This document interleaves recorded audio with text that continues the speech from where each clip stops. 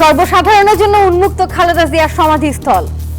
আমি শুনতে পারলাম যে উনি মৃত্যুবরণ করছে, আমি নিজেকে ঠিক রাখতে পারিনি। কত কষ্ট করেছে দেশ এবং দেশের মানুষের জন্য, তা বলা যায় না। বিষাদকে শক্তিতে রূপান্তর করতে চায় বিএনপি। চলে যাওয়ার মধ্য দিয়ে যে জনগণের যে ভালোবাসা তৈরি হয়েছে, যে একটা আপনার আমি বলতে পারি যে মানুষের মধ্যে যে ইমোশনস কাজ করছে, সেই ইমোশনসগুলো তো নিঃসন্দেহে বাংলাদেশ জাতীয়তাবাদী দলকে আরও বেশি শক্তিশালী করবে। খালেদা জিয়ার মৃত্যুর শোকের কাফেলায় ঢাকায় এক মঞ্চে ভারত পাকিস্তান, ভূ রাজনীতির সমীকরণে চালকের আসনে বাংলাদেশ।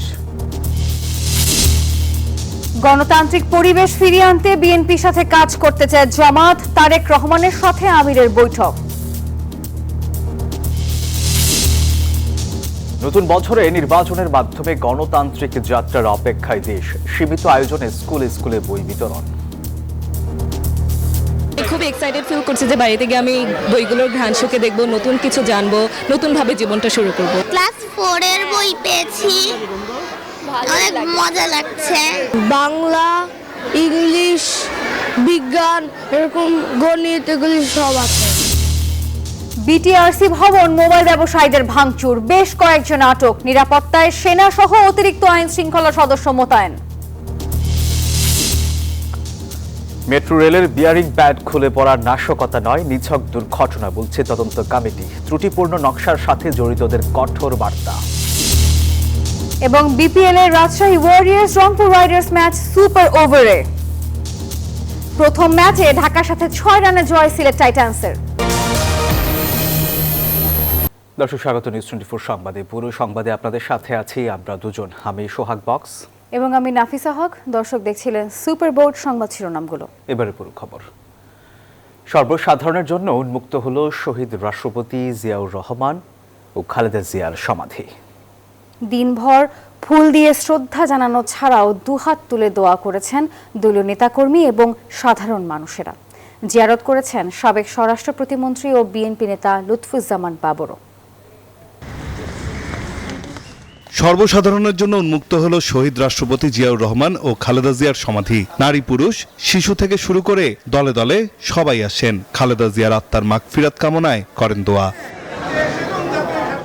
অনেকে জানাজায় শরীক হতে পারেননি, কেউ শরীক হলেও পৌঁছাতে পারেননি তার সমাধিস্থলে। তাই পরদিন ছুটে এসেছেন প্রিয় নেত্রীর কবর জিয়ারত করতে, স্পর্শ করেন তার সমাধি। আমি যখনই শুনতে পারলাম যে উনি মৃত্যুবরণ করছে, আমি নিজেকে ঠিক রাখতে পারিনি। কান্নাকাটি শুরু করে দিছে, তুমি গেলা আমি যাব, আমি খালেদা জিয়ার কবর দেখব। কিন্তু গতকাল জানাজায় আসতে পারি না, কাজ ছিল বাসায়, আসতে পারি না, এই জন্য আজকে আসা। কত কষ্ট করেছে দেশ এবং দেশের মানুষের জন্য, তা বলা যায় না।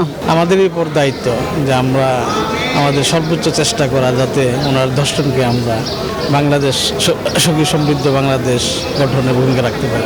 এদিন সকালেই বেগম জিয়ার কবর জিয়ারত করতে আসেন বিএনপি নেতা ও সাবেক স্বরাষ্ট্র প্রতিমন্ত্রী লুৎফুজ্জামান বাবর। বলেন, মায়ের গুণেই গুণান্বিত তারেক রহমান, তাই তার স্বপ্ন বাস্তবায়নে দলের হাল শক্ত হাতে ধরবেন তিনি, দেশকে নিয়ে যাবেন অনন্য উচ্চতায়। দেশের জনগণের জানমালের নিরাপত্তার ক্ষেত্রে আপোষহীন ছিলেন। আপনারা দেখেছেন যে র্যাব গঠনের ব্যাপারে, এবং র্যাবকে কিন্তু তখন রাজনৈতিকভাবে একদিনের জন্য, 1 ঘন্টার জন্য আমরা ব্যবহার করি না। ওনার ছেলে আমাদের বর্তমান অ্যাক্টিং চেয়ারম্যান, ওনার মধ্যে আমি দেখেছি সেই একই জিনিস। পরপারে প্রিয় নেত্রী যাতে ভালো থাকেন সেজন্য আল্লাহর কাছে দোয়া করা হয়, তেলাওয়াত করা হয় কোরআন শরীফ।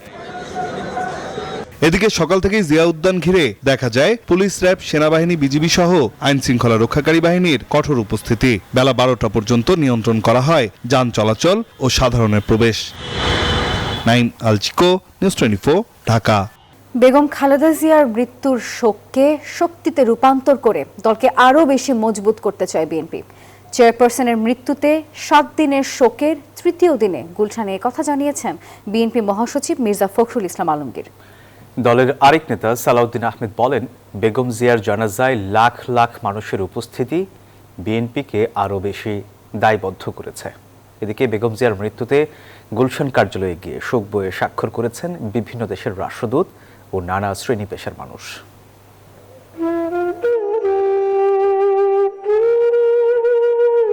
কবির ভাষায় একদিন নক্ষত্রেরও মরে যেতে হয়, মহাকালের অনিবার্য বাস্তবতা মেনে ঠিক তেমনই মায়ার বাঁধন ছিন্ন করে চলে গেছেন রাজনীতির কিংবদন্তি বেগম খালেদা জিয়া।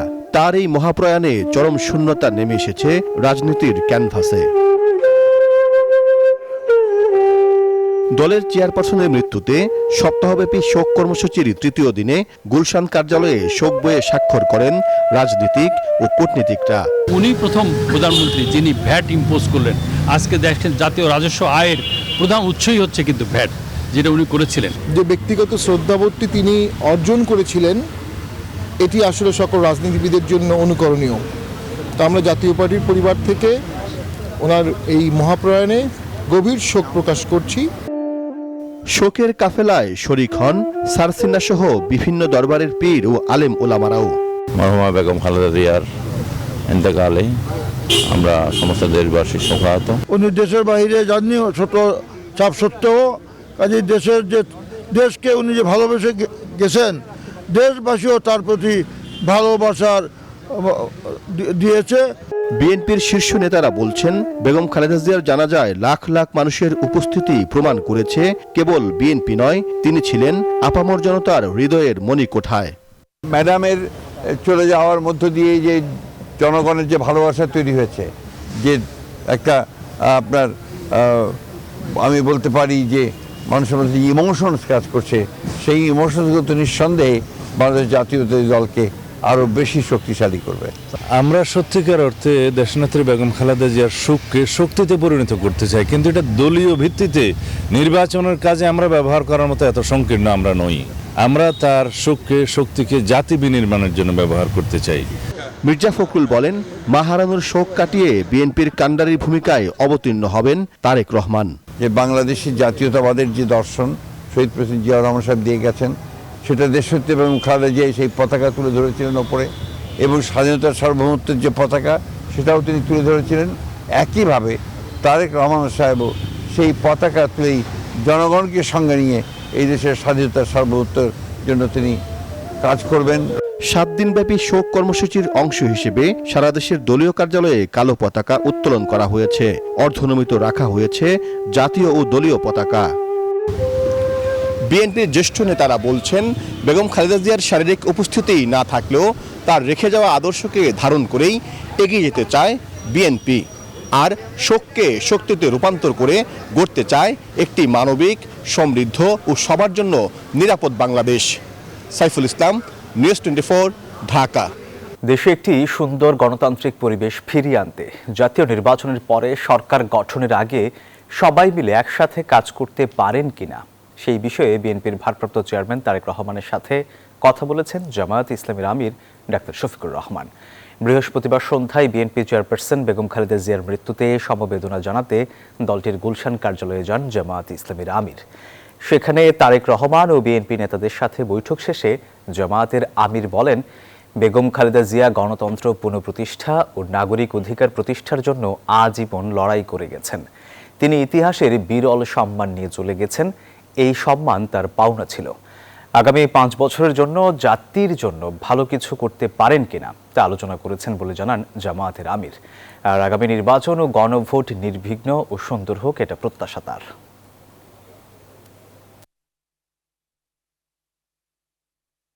দেশের স্বার্থে অতীতে আমরা একসাথে কাজ করেছি, আগামীতেও দেশের স্বার্থে ইনশাল্লাহ আমরা একসাথে কাজ করব। তারেক রহমান সাহেব সহ বিএনপির নেতৃবৃন্দ একই আকাঙ্ক্ষা ব্যক্ত করেছেন, আমরাও একই আকাঙ্ক্ষা ব্যক্ত করেছি। মহাকালের অমোঘ নিয়মে ক্যালেন্ডারের পাতা উল্টেছে। খালেদা জিয়াকে হারানোর কষ্ট নিয়ে বিষাদের ছায়ায় শেষ হয়েছে 2025 সাল। আর ডিসেম্বরে আততায়ীর গুলিতে প্রাণ হারান জুলাই যোদ্ধা শরীফ ওসমান হাদি। 2025 শুধু কেড়েই নেয়নি, আশা জাগিয়েছে রাজনৈতিক ঐক্যর প্রতীক জুলাই সনদ সই এবং জাতীয় নির্বাচন তফসিল ঘোষণায়। 26-এর যাত্রা শুরু হলো অবাধ সুষ্ঠু নির্বাচনের মাধ্যমে গণতান্ত্রিক যাত্রার প্রত্যাশায়।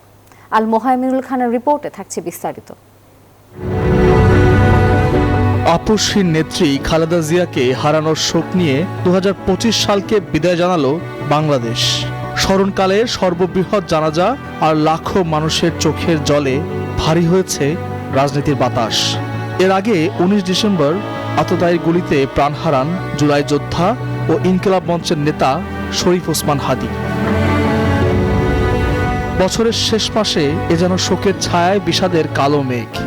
তবে 17 বছরের নির্বাসন শেষে 25 ডিসেম্বর বিএনপির ভারপ্রাপ্ত চেয়ারম্যান তারেক রহমানের দেশে ফেরা ছিল বছরের সবচেয়ে বড় ইভেন্ট। জনসমুদ্রে গণসংবর্ধনায় বরণ করা হয় তাকে। I have a plan for the people of my country, for my country. রাজনীতির বাতাসে এমন আরো সম্ভাবনার প্রত্যাশা এসেছে আরেকটি বছর। নাগরিক ভাবনায় এখন বৈষম্যহীন আগামীর বাংলাদেশ।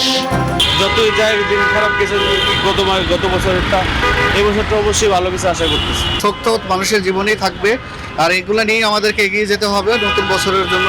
গভর্নমেন্টের প্রতি বা অন্যের প্রতি বেশি এক্সপেক্ট না করে নিজের জায়গা থেকে নিজের বেস্টটা দিয়ে যদি কাজ করে, আমার মনে হয় যে দেশ অটোমেটিক্যালি গ্রো করবে। সামনে ইলেকশন আছে, এই শোক কাইটা অশান্তি কাইটা দেশ ভালো চলবে। 16 বছরের না পাওয়ার ক্ষোভ থেকে বছর জুড়ে রাজপথে ছিল নানা আন্দোলন। 9 মাস আলোচনার পর 17 অক্টোবর সংসদের দক্ষিণ প্লাজায় সই হয় সংস্কারের কাঙ্ক্ষিত দলিল জুলাই সনদ। গণভোট অনুষ্ঠিত হবে। সব সংখ্যা কাটিয়ে ডিসেম্বরে ঘোষণা হয় নির্বাচন ও গণভোটের তফসিল। স্বাগত জানায় সব রাজনৈতিক দল। যে তরুণদের রাজপথের আন্দোলনে পতন হয়েছিল ফ্যাসিবাদের, সেই তরুণরা কেমন দেখতে চায় নতুন বছরকে? তারা ছাত্র সমাজ আছি, দেশের তৃণমূল মানুষ আছে, আমরা চাই যে নতুন বছর নতুনভাবেই হোক, দেশের নতুন কিছু প্রতিষ্ঠা হোক। এবং আমাদের যে জুলাই অভ্যুত্থান পরবর্তীতে যে একটা প্রত্যাশা ছিল, যে একটা ঐক্যের বাংলাদেশ, একটা নতুন বাংলাদেশ, আমরা বিশ্বাস করি যে এই দুই ট্র্যাজেডির যে শক্তি, এই শক্তিকে আমরা নতুনভাবে উজ্জীবিত হয়ে এই নতুন বাংলাদেশের দিকে আমরা এগিয়ে যাবো আর কি। দেশে স্থিতিশীল পরিস্থিতি থাকুক, নতুন সরকার এসে দেশ সুন্দরভাবে পরিচালনা করুক, এটুকু ইচ্ছা। বিশ্লেষকরা 2026কে দেখছেন নির্বাচনী বছর হিসাবে। তাদের প্রত্যাশা ফেব্রুয়ারি ভোটে ফিরবে গণতন্ত্র। ফেব্রুয়ারি নির্বাচনের পরে যদি খুব স্মুথলি ট্রানজিশনটা হয়, আমি মনে করি নতুন সরকারের অনেক কিছু করার আছে। ফরেন পলিসি অটোনমি, সেটার প্রয়োগ করতে হবে, সেটার মানে বুঝতে হবে, প্রয়োগ করতে হবে এবং বুঝতে হবে যে নতুন পাওয়ার শক্তি, এটাকে হালায় হারানো যাবে না, কারণ এই সুযোগ আবার কবে আসবে আমাদের সামনে আমরা জানি না। বাংলাদেশের জন্য আসলে এখন সামনে যে পৃথিবী অপেক্ষা করছে, বিশেষ করে 2026 সালের প্রথম দিন দাঁড়িয়ে আমি বলছি অনেক সম্ভাবনা তৈরি হয়েছে বাংলাদেশের জন্য। 2026 সালের 1 জানুয়ারি কেবল একটি দিনের শুরু নয়, এটি একটি জাতির পুনর্জন্ম।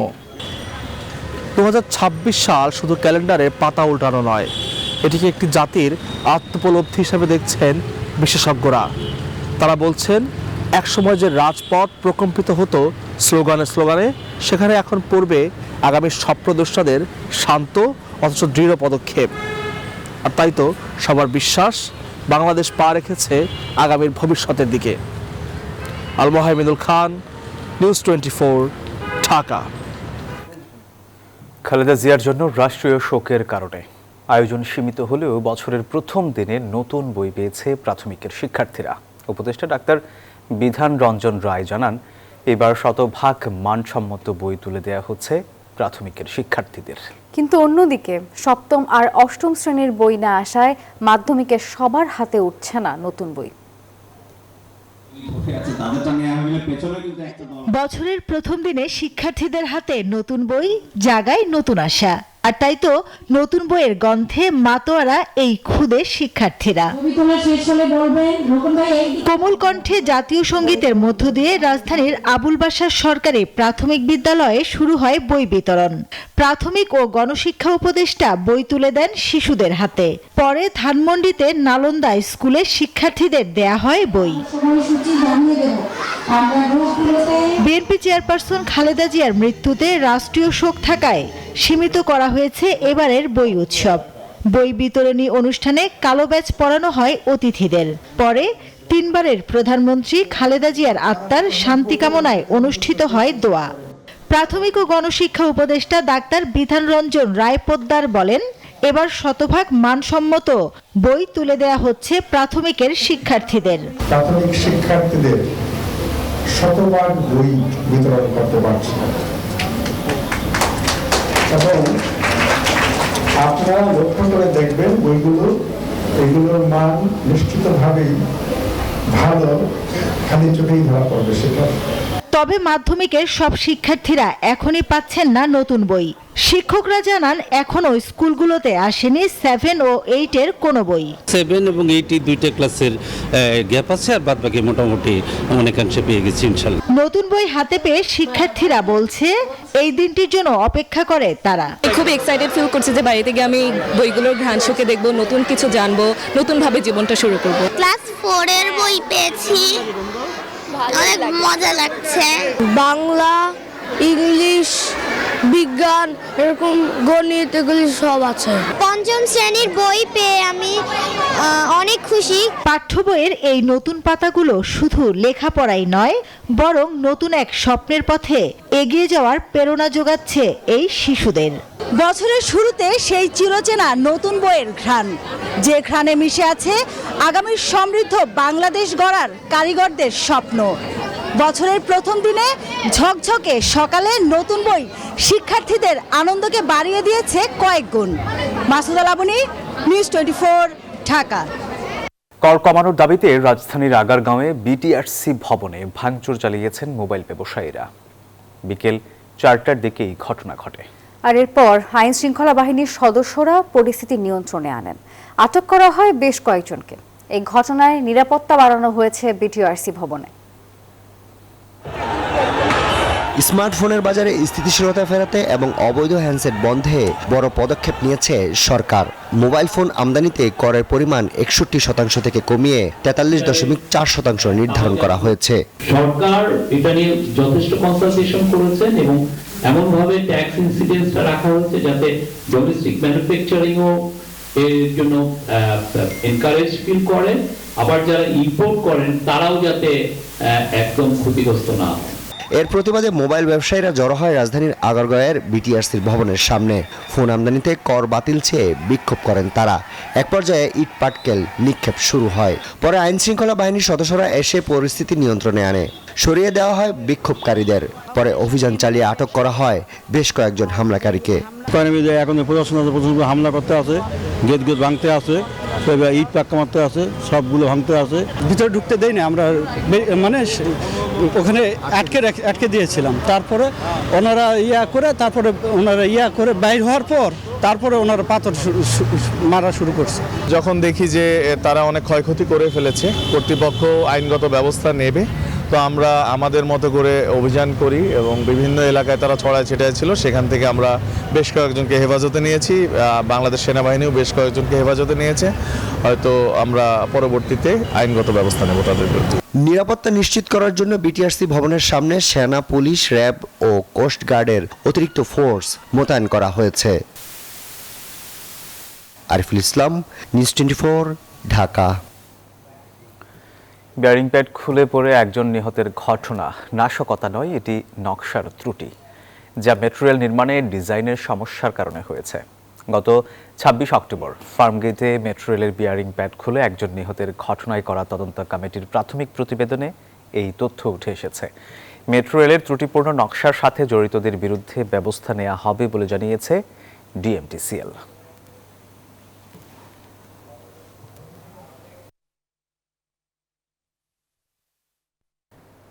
এবার জেডএসআরএম নির্বাচনের পথে।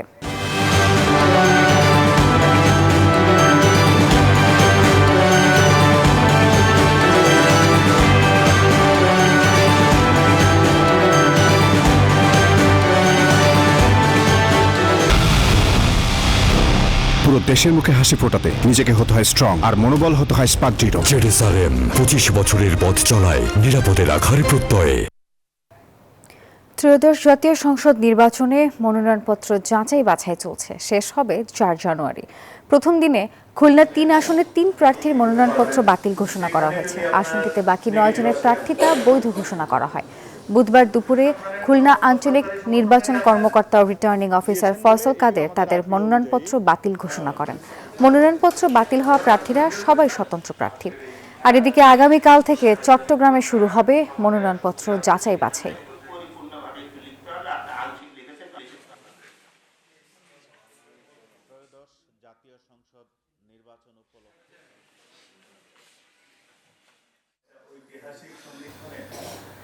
বাংলাদেশ জামায়াতে ইসলামীর সঙ্গে নির্বাচনে জোটে যাওয়ায় জাতীয় নাগরিক পার্টি এনসিপিতে পদত্যাগের হিড়িক চলছে। এখন পর্যন্ত দল ত্যাগ করেছেন মোট 17 জন। এনসিপি সূত্রে জানা গেছে আরও বেশ কয়েকজন পদত্যাগ করতে পারেন। সবার আগে এনসিপির জ্যেষ্ঠ যুগ্ম সদস্য সচিব ডাক্তার তাসনিম জারা পদত্যাগ করেন। এরপর একে একে বৃহস্পতিবার পর্যন্ত মোট 17 জন কেন্দ্রীয় নেতা পদত্যাগ করেন। সবশেষ দলটির যুগ্ম সদস্য সচিব ও মিডিয়া সেলের সম্পাদক মুশফিকুস সালেহীন ও কেন্দ্রীয় যুগ্ম মুখ্য সমন্বয়ক খান মোহাম্মদ মুরসালিন পদত্যাগ করেন। অভিযোগ করেন, নতুন বন্দোবস্তের কথা বললেও এনসিপি পুরনো ঔপনিবেশিক ব্যবস্থার অংশীজনদের সঙ্গে আপোষ করেছে।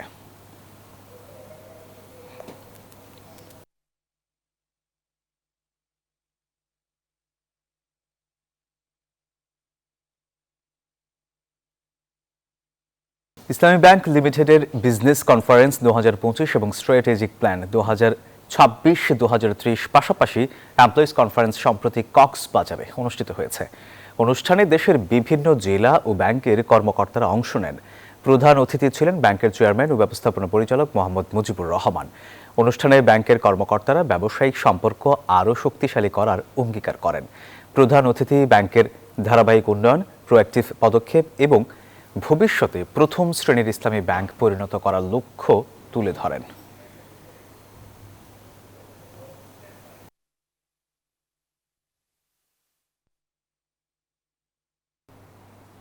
আন্তর্জাতিক প্রসঙ্গ। কুরআন ছুঁয়ে শপথ গ্রহণ করলেন নিউ ইয়র্কের নবনির্বাচিত মেয়র জোহরান মামদানি। আর এর মধ্য দিয়ে নতুন বছরের প্রথম দিন প্রথম মুসলিম মেয়র হিসেবে অভিষেক হয় তার।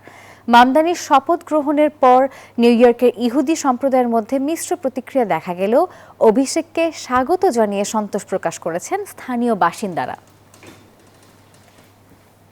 জোহরান কোয়ামে মামদানি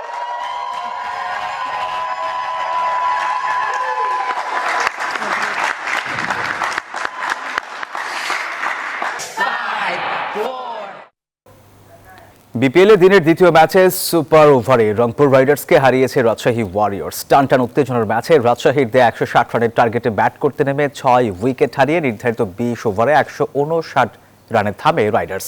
শেষ ওভারে রিপন মন্ডলের দুর্দান্ত বোলিংয়ে টাই হয় রংপুর রাইডার্স ও রাজশাহী ওয়ারিয়র্স ম্যাচ। সুপার ওভারে রংপুর রাইডারদের ব্যাটারদের ব্যর্থতায় মাত্র 6 রান যোগ করে নুরুল হাসান সোহানের দল, যার জবাব দিতে নেমে 3 বল হাতে রেখে জয়ের বন্দরে পৌঁছে যায় রাজশাহী। আর তাতে 3 ম্যাচে 2 জয়ে পয়েন্ট টেবিলে শীর্ষে এখন নাজমুল হোসেন শান্তর দল।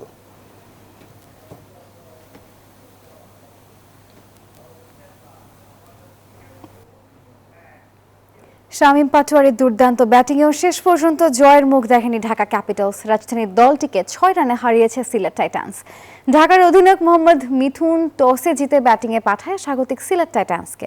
পারভেজ ইমনের 44 ও ওমর জাইয়ের ঝড়ো 50-তে স্কোরবোর্ডে 173 রান যোগ করে। আর যার জবাব দিতে নেমে সিলেটের বোলারদের তোপের মুখে 80 রানে 5 উইকেট হারায় ঢাকা।